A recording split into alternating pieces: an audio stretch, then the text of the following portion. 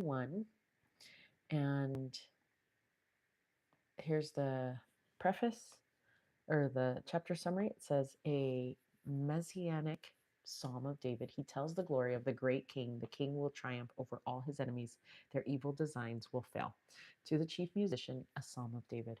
Okay, so we read from the Bible, and we also read from the Redheaded Hostess study guide, because I feel like she has a lot of good insight and experience from being a seminary teacher and teaching the youth for so long. And then also she puts in some quotes from scholars or general authorities or prophets and apostles. So it is super helpful. Okay, verse 1. The king shall joy in the strength, O Lord, and thy salvation, and in thy salvation, how great shall he rejoice. Thou hast given him his heart desire, and hast not withholden the request of his lips, Selah. For thou preventest him with the blessings of goodness. Thou seest a crown of pure gold on his head. He asked life of thee, and thou gavest it him, even length of days forever and ever. His glory is great, and the salvation, honor, and majesty hast thou laid upon him. For thou hast made him most blessed forever. Thou hast made him exceeding glad with thy countenance. Okay, so this is an opportunity for us to read together, because I love to read out loud. I feel like it helps me understand things a little bit better, and it helps me be accountable to my reading, the reading that I want to do, and my commitment to that. Verse 8. Thine hand shall find all thine enemies, thy right hand shall find out those that hate thee. Thou shalt make them as a fiery oven in the time of thine anger. The Lord shall swallow them up in his wrath, and the fire shall devour them. Their fruit shall thou destroy from the earth, and their seed from among the children of men. For they intended evil against thee, they imagined a a mischievous device, which they are not able to perform. Therefore shalt thou make them turn their back when thou shalt make ready thine arrows upon thy strings against the face of them. Be thou exalted, Lord, in thine own strength, so we will sing and praise thy power. Okay.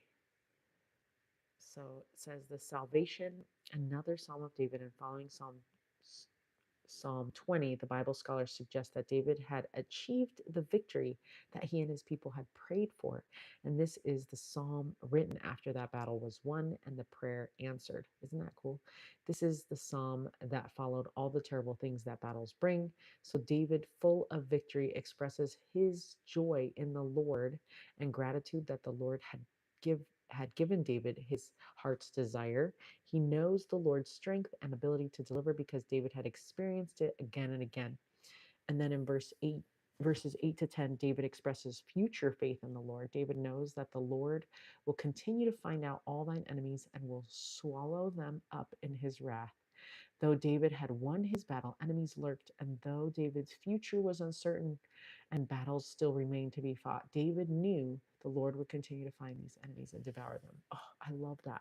And we can totally take a page from that and apply it into our own lives, of like, how can we find more peace in our lives because of the struggles that are coming, right? Like, we feel all the battles that are about to come, or maybe we're in the battle.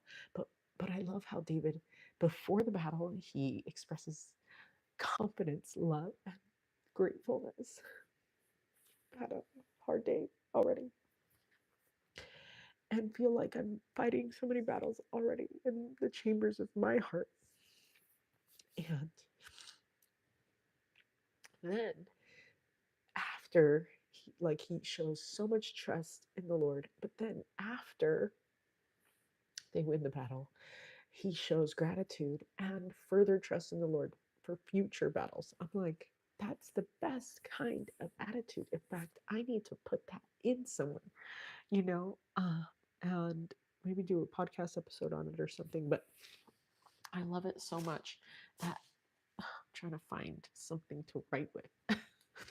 Because I think that is key into having that peace that we are seeking in the Lord, is to show gratitude for the Lord helping us so many times, and then being grateful for the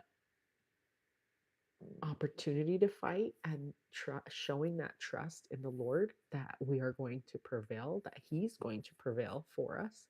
And then afterward, expressing that gratitude again, like for coming out of it on the other side and for having that victory over that battle and expressing future faith in the Lord. And like that's just amazing. And so I think I'm going to write something like that down and figure out where we can fit it into our warrior letters.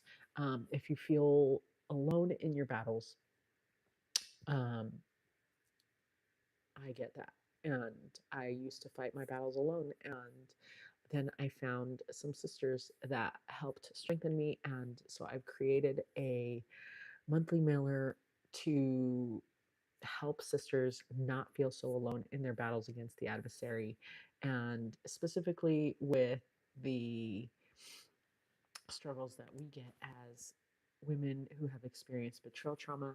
And so, if you are looking for something where you need extra strength, you need maybe mini challenges, or you want to be guided in your healing journey, check out warriorletters.com, see if that resonates with you. I would be honored to send you one of these um, healing letters. And you can tell me if it's something that has helped you. I've received many texts saying that it has been helping sisters around the globe, I guess, and it is really humbling. So if you're interested, warriorletters.com. Okay, until Psalm chapter